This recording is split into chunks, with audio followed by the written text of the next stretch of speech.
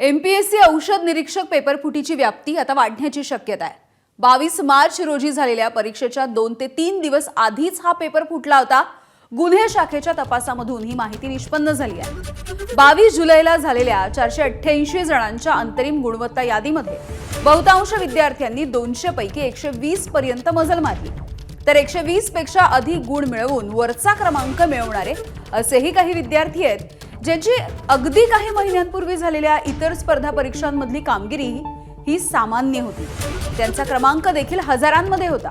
हे सगळे विद्यार्थी आता संशयाच्या फेऱ्यात आहेत। या प्रकरणामध्ये कौटिल्य अकॅडमीचा संचालक प्रवीण पाटीलला अटक झाली आहे। त्याने त्याच्या संपर्कामध्ये असलेल्या अनेक विद्यार्थ्यांना प्रश्नांचा संच दिल्याचा संशय आहे।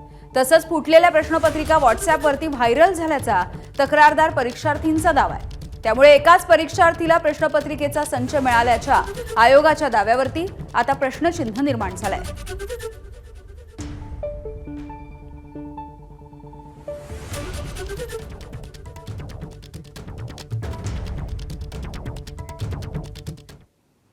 तर या संपूर्ण प्रकरणामध्ये एमपीएससीची भूमिका देखील संशयाच्या भोवऱ्यात आहे। पेपर व्हायरल झाल्याची तक्रार काही उमेदवार लोकप्रतिनिधींनी केली खरी, पण त्याकडे एमपीएससीने काही गांभीर्याने बघितलंच नाही। आता तपासाच्या नंतर मात्र 3 अधिकाऱ्यांसह 6 जणांना अटक झाली। या प्रकरणी ठोस माहिती महाराष्ट्र लोकसेवा आयोग देत नसल्याचं देखील दिसतंय।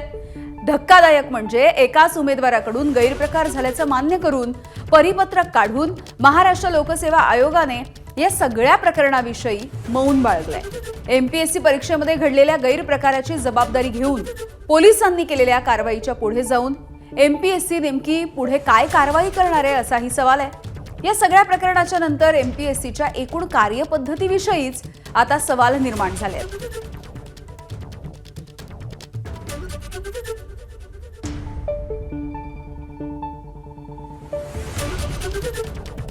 अगोदर अध्यक्ष आणि सचिवांनी जे जबाबदार व्यक्ती आहेत त्या महत्त्वाच्या पदांवर बसलेले आहेत, तर त्यांनी स्टेटमेंट दिले होते ऋषिकेश गांगर्डे नापास झाला, त्याला री एक्झाम पाहिजे म्हणून त्याने खोटे आरोप करतोय, आयोगाची प्रतिमा मलिन करतोय, म्हणून आम्ही त्याच्या मानहानीचा गुन्हा दाखल करू। त्यात एक विशेष गोष्ट अशी की प्रतिमा मलिन, पण आता त्यांनी कबूल केलंय की आरोप खरे होते, पेपर फुटला आणि री एक्झाम त्यांनी डिक्लेअर केली।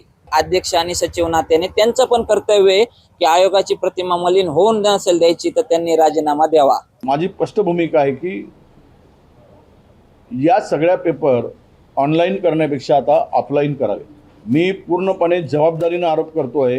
केवळ तो लव्ह स्टोरीमुळे किंवा याच्यामुळे झालेला एक घटना जरी पुढे आली असेल तरी पण एमपीएससीच्या परीक्षामध्ये प्रचंड मोठा सावळा गोंधळ आहे। एमपीएससीमध्ये सावळा गोंधळ स्वच्छ करण्याची गरज आहे, नाहीतर या पेपर लीकच्या घटना वाढतील आणि तरुणांचा प्रचंड मोठा उद्रेक या राज्यामध्ये स्फोटक परिस्थिती निर्माण होईल।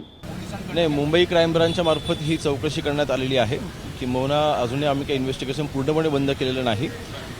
ह्यामध्ये जे कोणी दोषी आढळतील, अगदी टॉप लेवलपासून तर अगदी शेवटच्या स्तरापर्यंत जे कोणी ह्याच्यामध्ये इन्व्हॉल्ड असतील 100% प्रत्येकावरती कडक कारवाई केली जाईल। ह्याच्यामध्ये कुठेही कॉम्प्रोमाइज नाही। पेपर फुटी म्हणजे जवळपास 1.5 वर्ष आपण आता ती परीक्षा म्हणजे आपण 2025 पासून जूनपासून हा विषय हाती घेतला होता। आज जवळपास 1.25 वर्ष ह्या पेपर फुटीमुळे आपलं वाया गेलेलं आहे। डिपार्टमेंटचं तर नुकसान होतच आहे, परंतु विद्यार्थ्यांचं देखील नुकसान होत आहे।